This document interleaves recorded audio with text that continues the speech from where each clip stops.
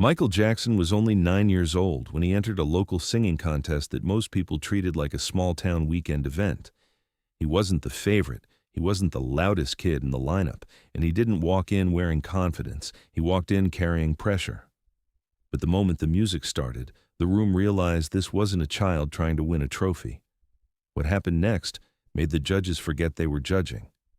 It was 1968 in Cleveland, Ohio, at a community theater that smelled like old curtains, popcorn, and floor polish.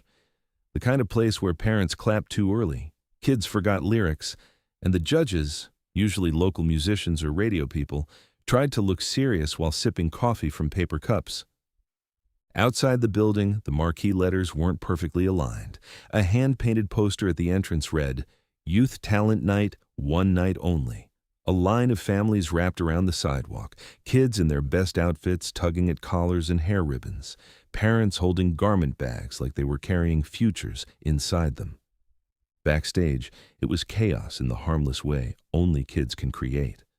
A girl in a sparkly dress practiced her routine in tiny hops. A boy with slicked hair kept clearing his throat like he was preparing for Carnegie Hall. Someone dropped sheet music and started crying. A mother rushed in with a safety pin, muttering, "Hold still, hold still." Michael sat on a folding chair near the wall. He was small, even for 9. His jacket was a little too big. His shoes were polished, but the toe area was already creasing from nervous shifting. He held his hands together in his lap and stared at the stage door like it was a test he couldn't study for. His mother, Catherine, had come with him, but she wasn't hovering. She stood a few steps back, watching quietly, like she knew that if she tried to calm him too much, she might remind him how scared he was. Michael's older brothers had rehearsals of their own, and his father wasn't there that night. The absence was almost louder than a presence. Without Joe's sharp voice in the room, Michael had less fear, but also less certainty. Fear is familiar. Quiet can feel unfamiliar.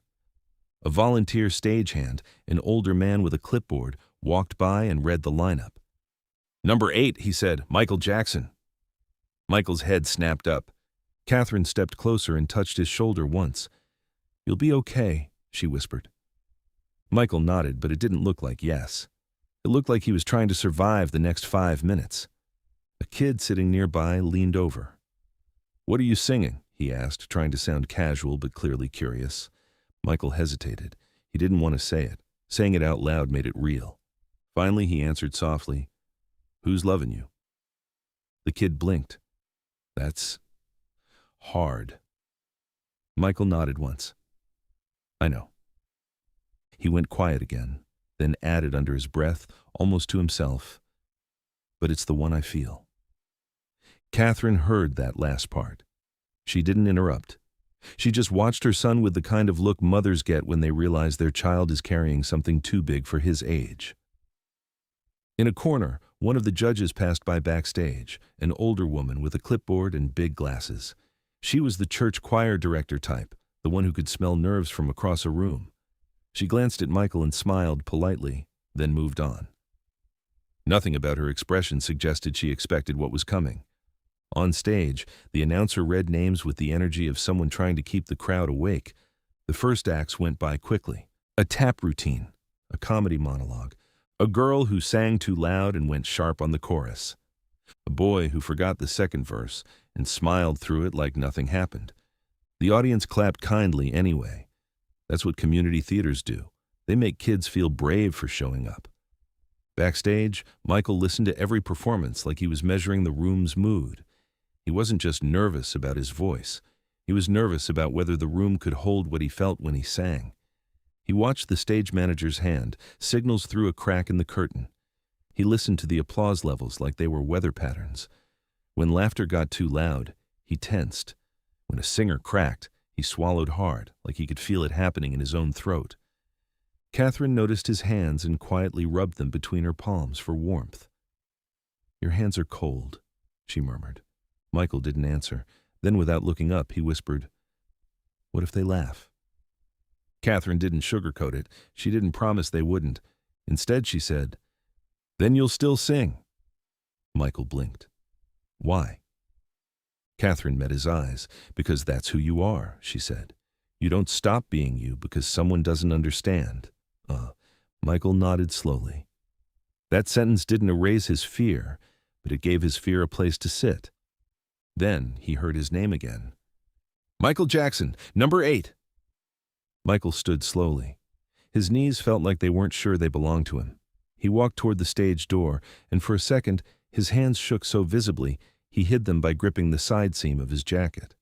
Right before he stepped out, Catherine leaned in close enough that only he could hear. "Sing it like you're telling the truth," she whispered. Michael swallowed and nodded. The stage lights hit him like heat. The theater was fuller than he expected. Not huge, but full enough that every face felt like a set of eyes waiting for a mistake. He walked to the microphone, and it looked too tall for him. A staff member lowered it quickly. Michael gripped the mic stand lightly with one hand, not because he needed to, but because it kept him anchored. He glanced left. He saw Catherine in the wings, not smiling too wide, not trying to coach him with her face. Just there. Then he glanced right and saw the judges' table. 3 people, pencils poised, papers ready. One judge tapped his pen like a metronome, already thinking about scoring. The pianist glanced at Michael. "Ready?" she mouthed. Michael nodded.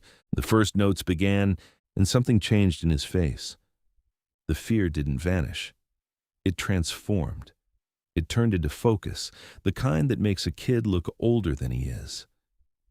Michael opened his mouth and sang the first line. His voice was not cute. It wasn't the sweet, simple sound people expected from children in contests. It was heavy, not heavy like old, heavy like real. The first row stopped smiling politely and started listening. A judge lowered his pen. Someone in the audience shifted forward in their seat. Michael sang the next line, and you could feel the room doing something rare. It was getting quieter without being asked. Even backstage, the muffled sound of the crowd softened because people weren't moving as much. Michael didn't do flashy runs. He didn't oversing. He did something much harder. He told the story of the song like it had happened to him. He let the words sit where they hurt. He didn't rush past them to get to the applause. He sang like he was confessing. By the time he reached the chorus, the theater was so quiet, you could hear the air conditioner click on. One judge, a local radio host with a mustache, looked up from his score sheet and didn't look down again.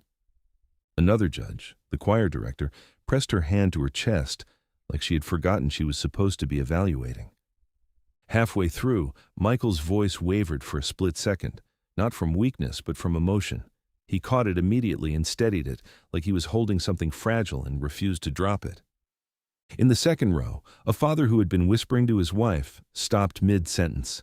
His eyes locked on the stage. It was the look adults get when they realize they are witnessing something they can't explain with talent show language. And then Michael did the thing that made the room stop being a contest audience and become something else entirely. He closed his eyes for one beat and sang the next line softer. Not because he was losing power, because he was choosing honesty over volume. That softness pulled the whole room closer. For the last chorus, the pianist instinctively played quieter, as if she didn't want to step on whatever was happening. Even she was following the emotional shape of his voice. When he hit the final note, he didn't throw his arms up. He didn't smile like a kid waiting for applause. He just stood there, breathing, looking small again under the lights, like he'd returned from somewhere far away. For 2 seconds, nobody clapped. Not because they didn't like it, because they didn't know what to do with it. Then someone in the back stood up. Then another. Then the theater filled with applause that didn't sound like polite good job clapping. It sounded like shock turning into respect. Michael blinked as if he hadn't expected it. His lips parted slightly. He bowed once quickly and walked off stage like he was afraid the moment might disappear if he moved too slowly. Backstage, it hit him all at once. His breathing turned shaky. Not a sob, just the tremble of a kid who had held himself together too tightly for too long. Catherine met him near the curtain and wrapped her arms around him. "You told the truth," she whispered. Michael nodded into her shoulder, and for a second, he looked like any other 9-year-old boy who needed his mom. Then, the announcer's voice echoed again, calling the next act as if the building hadn't just shifted. The contest continued. Other kids sang. Other parents cheered. Other judges wrote notes.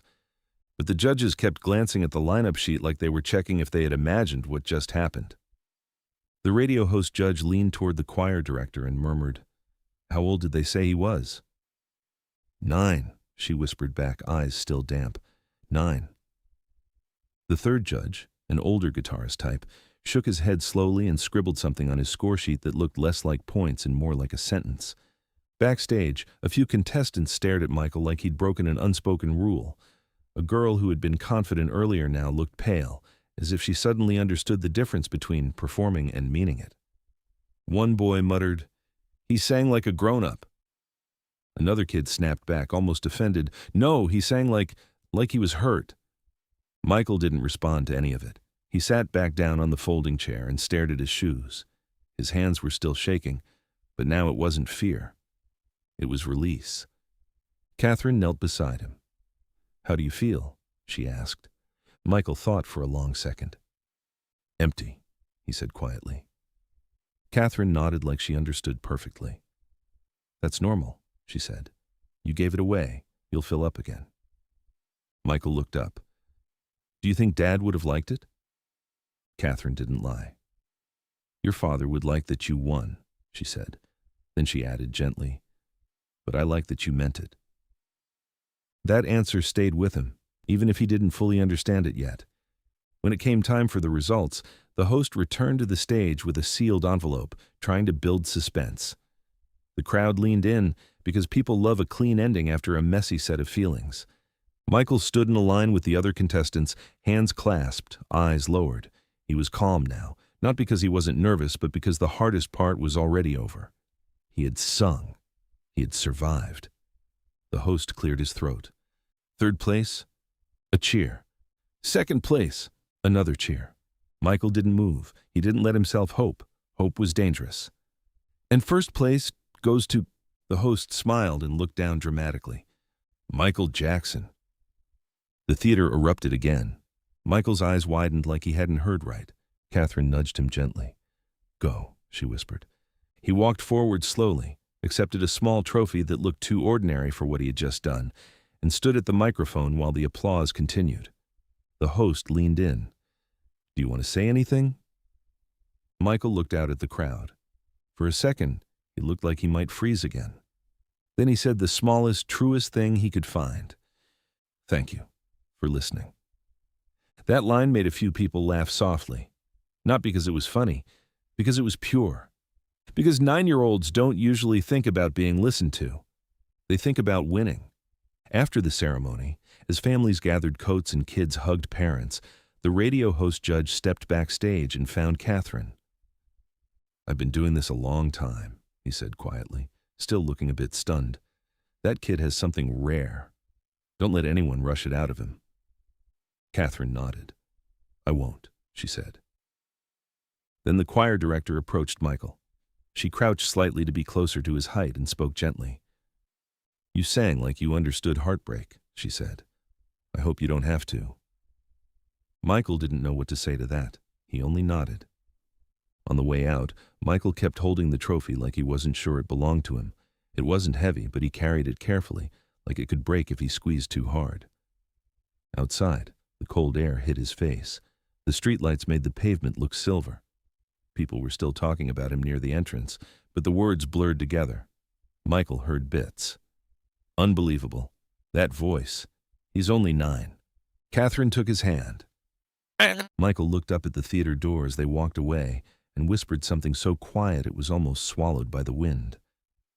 "I want to make people feel like that again." Catherine squeezed his hand. "You will," she said. And that's the thing about small rooms. They don't look like history while you're inside them. They look like folding chairs and cheap trophies and nervous kids waiting their turn. But sometimes a 9-year-old walks onto a modest stage and sings like the world is already listening.